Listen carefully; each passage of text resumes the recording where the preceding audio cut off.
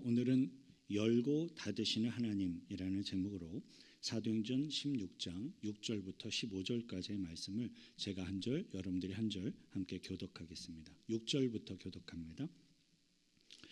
성령이 아시아에서 말씀을 전하지 못하게 하시거늘 그들이 부르기아와 갈라디아 땅으로 다녀가 무시아 앞에 이르러 비두니아로 가고자 애쓰되 예수의 영이 허락하지 아니하시는지라. 무시아를 지나 드로아로 내려갔는데 밤에 환상이 바울에게 보이니 마게도냐 사람 하나가 서서 그에게 청하여 이르되 마게도냐로 건너와서 우리를 도우라 하거늘 바울이 그 환상을 보았을 때 우리가 곧 마게도냐로 떠나기를 힘쓰니 이는 하나님이 저 사람들에게 복음을 전하라고 우리를 부르신 줄로 인정함이로라. 우리가 드로아에서 배로 떠나 사모드라게로 직행하여 이튿날 네아폴리로 가고 거기서 빌립보에 이르니 이는 마게도냐 지방의 첫 성이요 또 로마의 식민지라.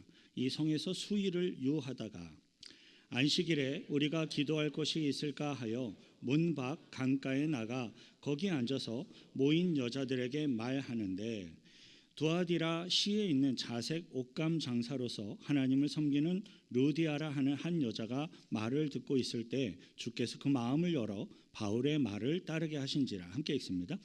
그와 그 집이 다 세례를 받고 우리에게 청하여 이르되 만일 나를 주 믿는 자로 알거든 내 집에 들어와 유하라 하고 강권하여 머물게 하니라. 아멘.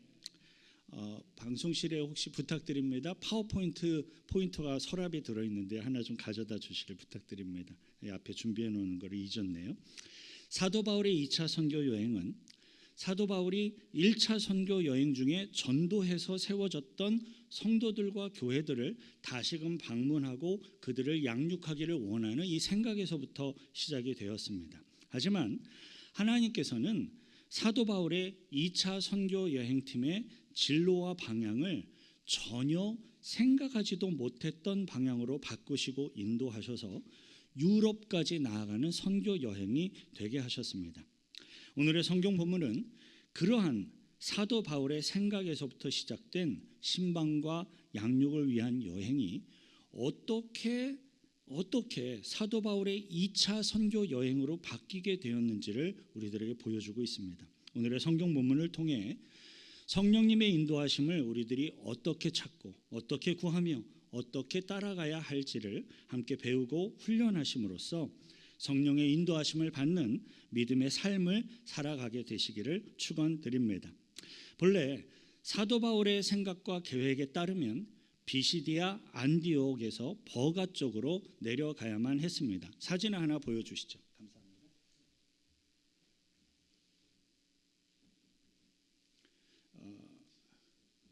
보시면 비시디아 안디옥에서 이 버가 쪽으로 1차 선교회 때는 내려와서 구브로를 통해 다시금 이렇게 안디옥으로 이렇게 돌아가는 게 원래 일정이었어요. 그런데 이 비시디아 안디옥에서 버가 쪽으로 내려가지를 못합니다. 성령께서는 사도 바울이 1차 선교 여행 중에 방문했던 이 버가를 지나서 구브로 섬을 향하여 나가는 걸 허락하지 않으셨어요. 자신의 본래 계획을 성령님이 기뻐하시지 않구나라는 것을 깨닫게 된 사도 바울은 비시디아 안디옥에서 비교적 가까운 아시아 지역으로 방향을 바꾸어 전도 여행을 하려고 시도합니다. 다음 여행 같은 그림인데요.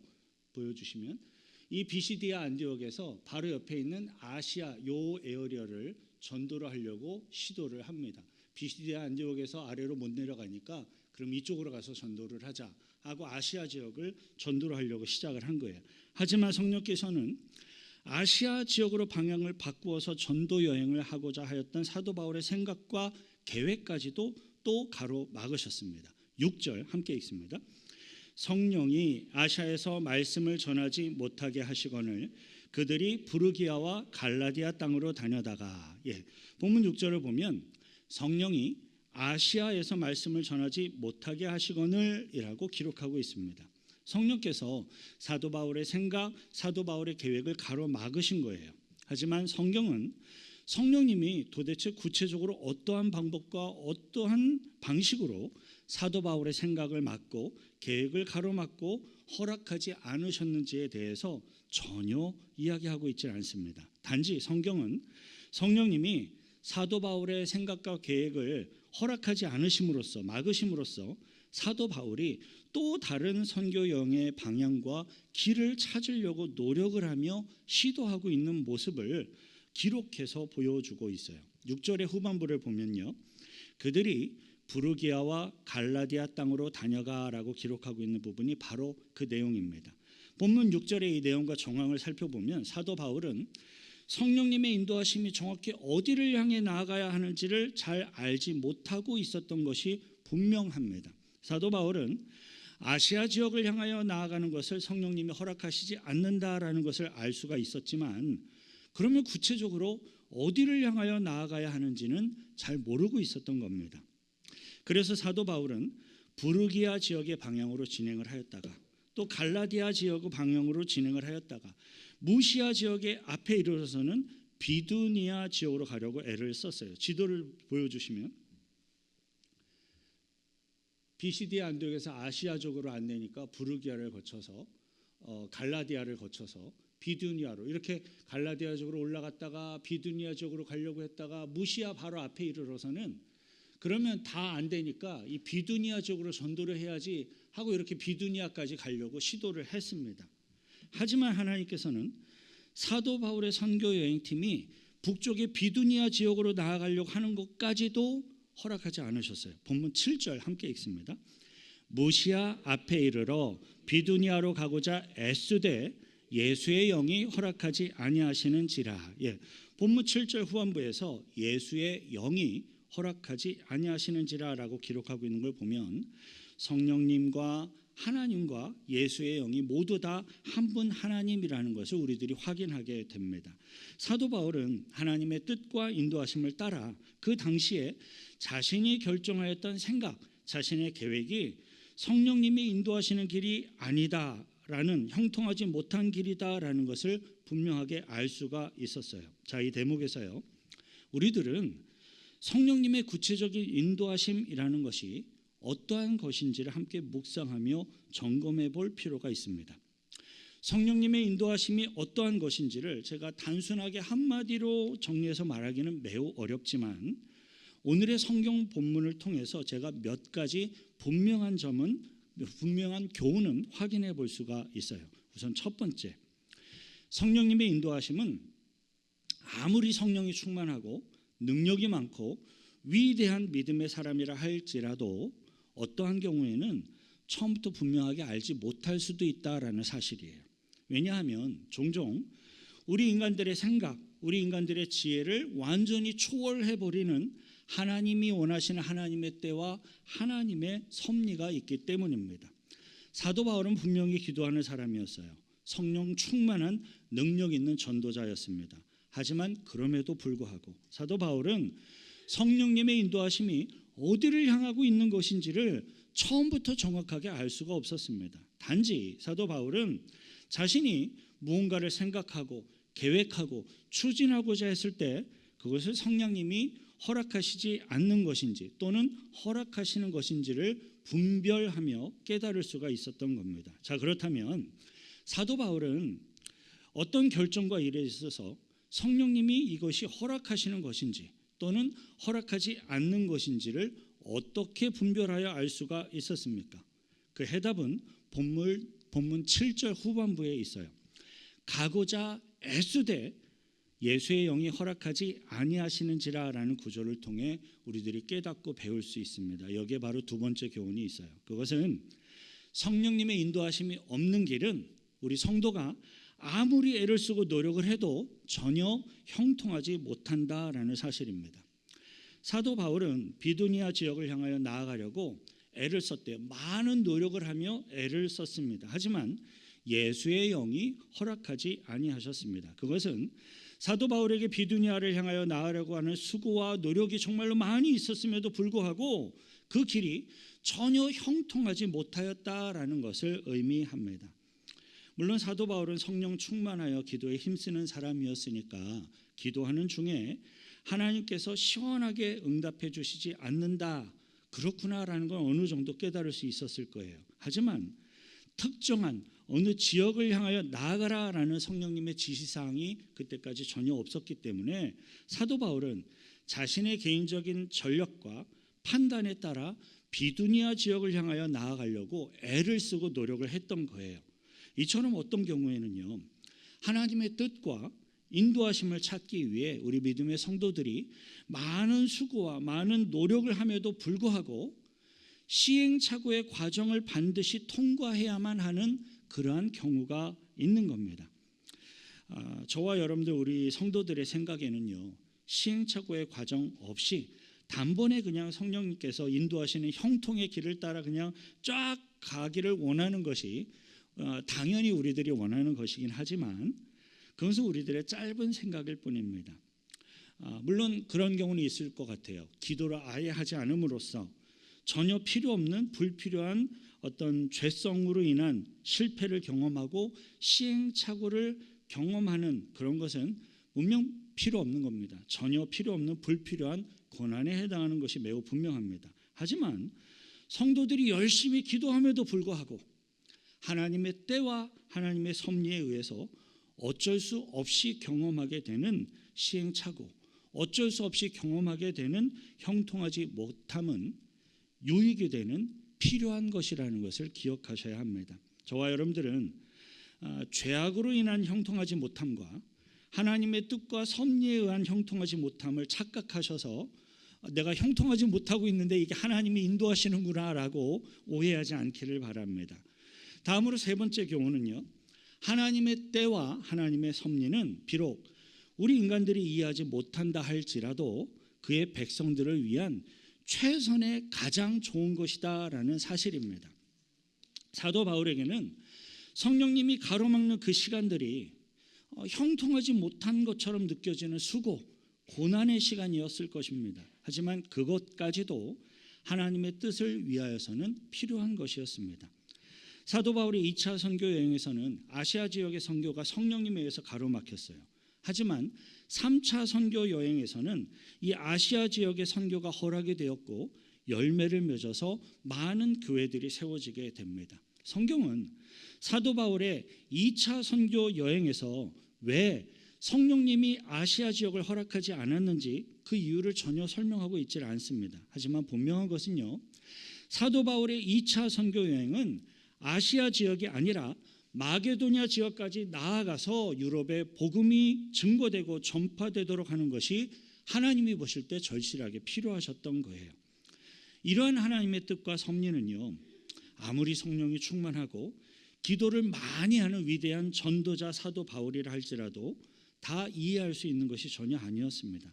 이처럼요, 우리 믿음의 성도들이 이 땅의 삶을 살아가는 동안에는 하나님의 뜻과 성령님의 인도하심이 도대체 어디를 향하여 있는 것인지를 전혀 이해할 수가 없고 전혀 알 수가 없는 그러한 상황이 있을 수가 있습니다. 하지만 그 하나님의 뜻을 우리들이 알 수가 없고 이해할 수 없어도 간절한 기도에 응답이 없는 것처럼 느껴지는 그러한 고난의 시간일지라도 하나님께서는 여전히 섭리하시고 여전히 일하고 계시다라는 사실을 우리는 믿으셔야 합니다. 저의 경우는요, 신학교 3년, 신학대학교 4년, 신학대학원 3년의 과정을 이렇게 공부를 하며 준비하는 기간 동안에요, 유난히 좀 가난했어요. 학비를 벌기 위해서 참으로 다양한 많은 종류의 일을 육체적으로 하며 힘들게 고생을 했던 경험이 있습니다. 그 중에 한 가지는 교회를 다니는 분이 있었어요. 신앙생활을 하시는 집사님의 기업에서 몇 개월 동안 열심히 일을 했는데 급료를 전혀 받지 못하게 돼서 학교를 휴학해야만 했던 경험도 있었습니다. 극심한 육체적인 피로감, 가난으로 인한 멸시, 사회적인 비참함이 어떠한 것인지를 정말로 젊은 청년의 때부터 직접 다 경험하며 몸으로 겪으며 감당해야만 했던 그런 시간들이 있었습니다. 그 당시에는 하나님의 인도하심이 저에게 형통함을 허락해 주시지 않는구나 라는 것처럼 생각이 되었고요, 참으로 야속하게 느껴지고 굉장히 힘들게 느껴지는 고난의 시간이었습니다. 그런데 한참 시간이 지난 이후에 제가 담임 목회를 함께 하면서 깨닫게 된 것이 하나 있습니다. 그것은 목회자로서의 사명이라는 것이 내가 준비했던 어떤 성경 지식이나 신학적인 지식이나 교회 안에서 다양한 사역의 경험과 어떤 많은 기도 훈련만으로는 결코 잘 진행될 수가 없다는 사실이었어요. 육체적인 극도의 피로감과 사람들의 조롱, 비참함이 뭔지를 직접 느끼고 경험해 본 사람만이 이해할 수 있고 공감할 수 있고 감당할 수 있는 목회적인 상황들이 분명히 있구나라는 것입니다. 제가 매주일 준비하는 저의 주일 설교는 특별히 학문적이지가 않습니다. 무언가 있어 보일 것 같은 심오함도 있지 않습니다. 재미나지도 않습니다. 비교적 단순합니다. 왜냐하면 그런 요소들은 제가 아예 추구하지 않기 때문에 그래요. 제가 추구하는 것은 오직 예수 그리스도의 복음이 성령님을 통하여 성도들에게 쉽게 들려지고 쉽게 이해되고 그리고 느껴지고 가슴에 닿아서 믿고 구원받는 천국 백성의 모습으로 나아가도록 하는 것에 오직 있습니다. 그런데 이러한 설교와 목회를 추구하기 위해서는 제가 경험하였던 다양한 수고의 경험과 삶의 훈련들이 모두 다 굉장히 유용한 것이었구나라는 것을 종종 느끼곤 합니다. 비록 형통하지 못하다고 느꼈던, 불행하다고 느꼈던 그 당시에는 힘들고 야속하게 생각되었지만 하나님이 넓게 보실 때에는 그 경험까지도 목회 사역을 감당해야 할 저에게는 다 필요하셨던 겁니다. 하나님의 때와 하나님의 섭리는 우리 인간들의 생각으로는 다 이해할 수가 없습니다. 그리고 하나님의 때와 하나님의 섭리는 종종 우리 믿음의 성도들에게 고난의 기간처럼 느껴지거나 내가 열심히 기도하는데도 기도에 응답이 없는 것처럼 느껴지는 하나님이 침묵하시는 것처럼 느껴질 수도 있습니다.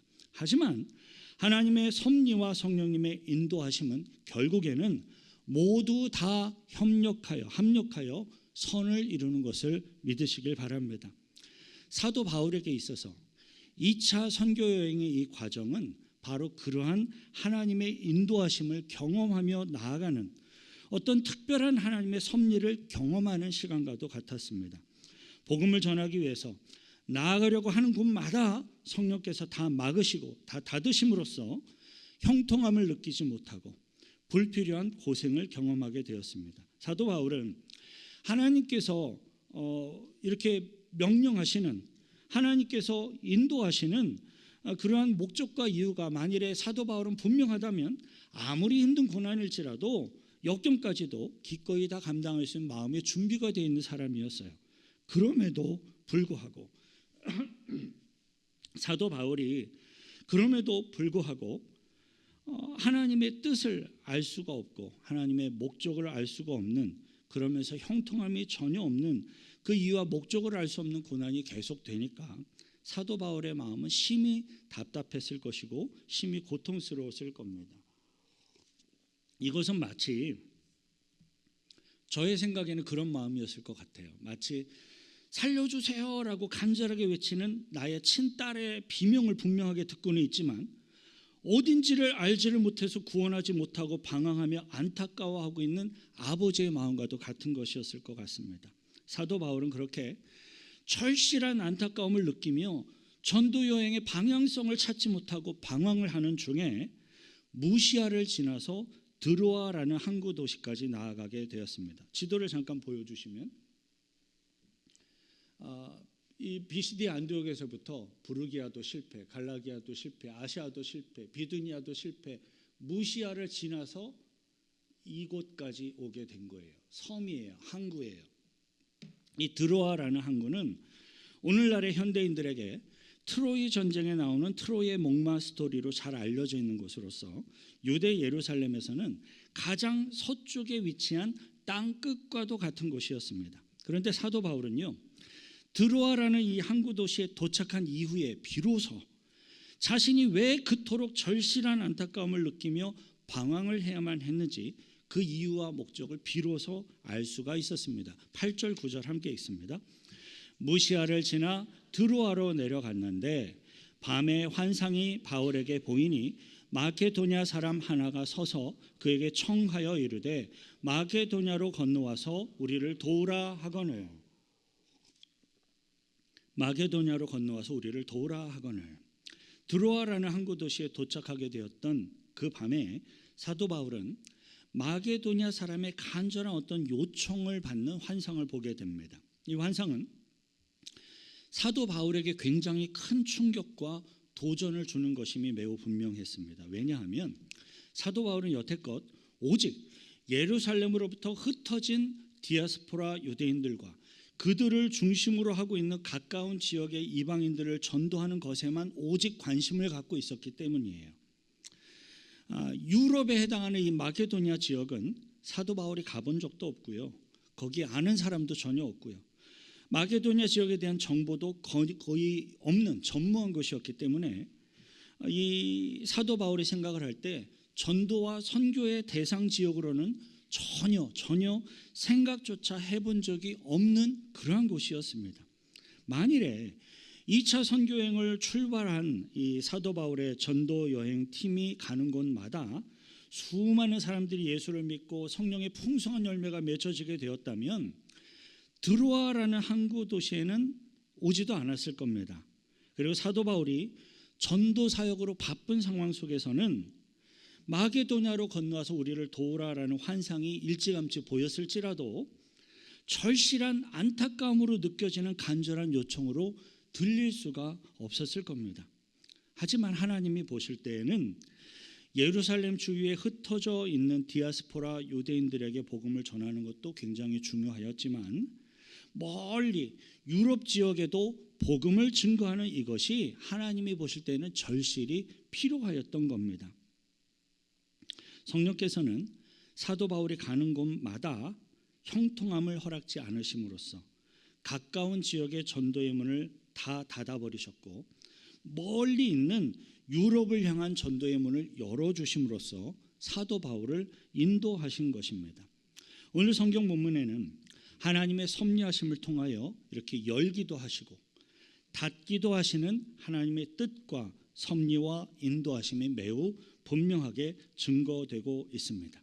때로는 우리 인간들이 도무지 이해할 수가 없는 하나님의 뜻과 섭리를 위한 하나님의 때, 하나님의 방법이 있다라는 것을 우리들이 인정할 필요가 있어요. 사도 바울의 2차 선교 여행 중에 마게도니아 지방의 첫 성공으로 관문으로 소개되고 있는 빌립보에 도착하여서 얻게 된 구원의 열매를 보면 우리들은 하나님의 섭리를 찬양할 수밖에 없어요. 12절부터 15절 함께 읽습니다. 거기서 빌립보에 이르니 이는 마게도냐 지방의 첫 성이요 또 로마의 식민지라. 이 성에서 수일을 요하다가 안식일에 우리가 기도할 곳이 있을까 하여 문 밖 강가에 나가 거기 앉아서 모인 여자들에게 말하는데 두아디라 시에 있는 자색 옷감 장사로서 하나님을 섬기는 르디아라 하는 한 여자가 말을 듣고 있을 때 주께서 그 마음을 열어 바울의 말을 따르게 하신지라. 15절 그와 그 집이 다 세례를 받고 우리에게 청하여 이르되 만일 나를 주 믿는 자로 알거든 내 집에 들어와 유하라 하고 강권하여 머물게 하니라. 사도 바울의 2차 선교여행 팀원들은 이 마게도냐 지역의 관문과도 같은 빌립보라는 성읍에 도착을 하여서 안식일에 기도할 곳을 찾는 중에 르디아라고 불려지는 한 여자를 전도하게 됐습니다. 르디아라고 불려지는 이 한 여인은 옷감을 염색하는 비즈니스를 했던 것 같아요. 염색된 자주색 옷감을 판매하는 사람으로서 평소에도 여호와 하나님을 경외하던 사람이었습니다. 그러한 르디아라는 한 여인이 사도 바울의 선교 여행 팀원들이 기도할 장소를 찾고 있구나라는 이야기를 듣게 하심으로써 그 사도 바울을 통하여 복음을 듣고 구원받게끔 인도하십니다.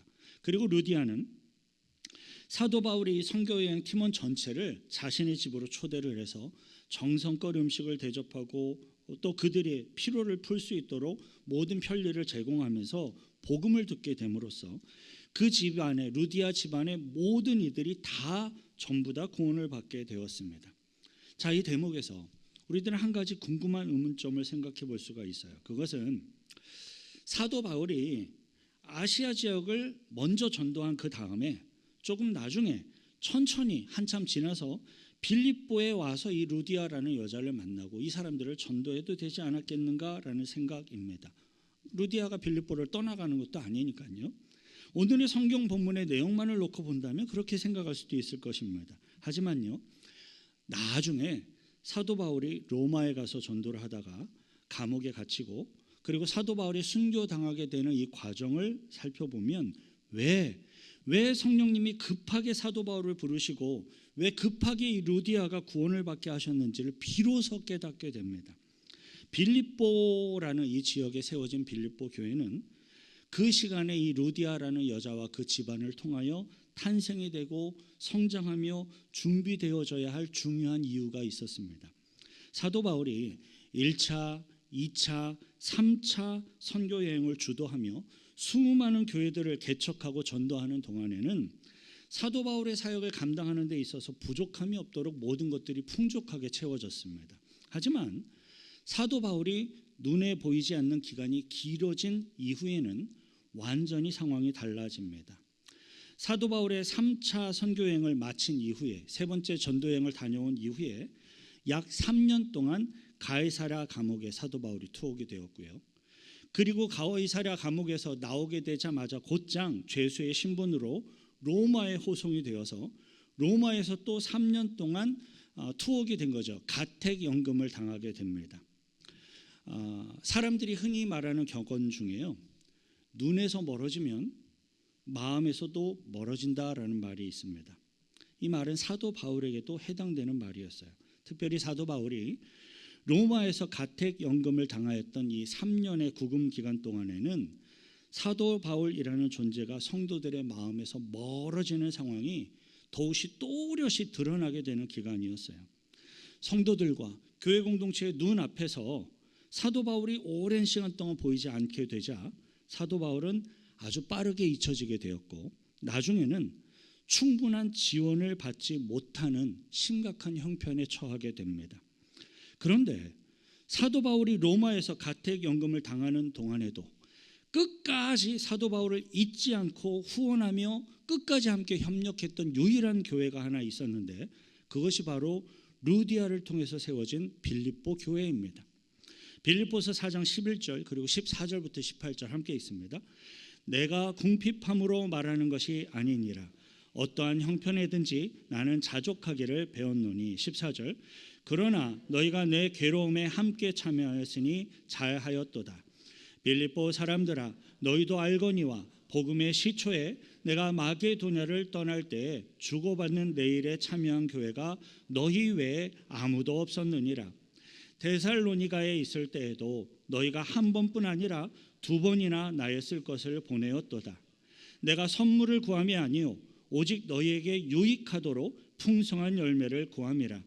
내게 모든 것이 있고 또 풍부한지라 에바브로디도 편에 너희가 준 것을 받음으로 내가 풍족하니 이는 받으실 만한 향기로운 제물이요 하나님을 기쁘시게 한 것이라. 하나님께서는 자주색 옷감 장사를 하는 루디아라고 불려지는 한 여인의 집안이 모두 다 구원받게 하심으로써 빌립보 교회가 탄생할 수 있도록 인도해 주셨습니다. 빌립보 교회는 유럽에 세워진 첫 번째 교회로서 큰 복음의 사역을 감당을 하게 됩니다. 그뿐만이 아니에요. 빌립보 교회는 나중에 사도 바울이 로마의 감옥에 갇혀서 오랜 시간 동안 외로이 복음의 싸움을 싸울 때 거의 유일한 사도 바울의 후원자와 보호자의 역할을 하게 됩니다.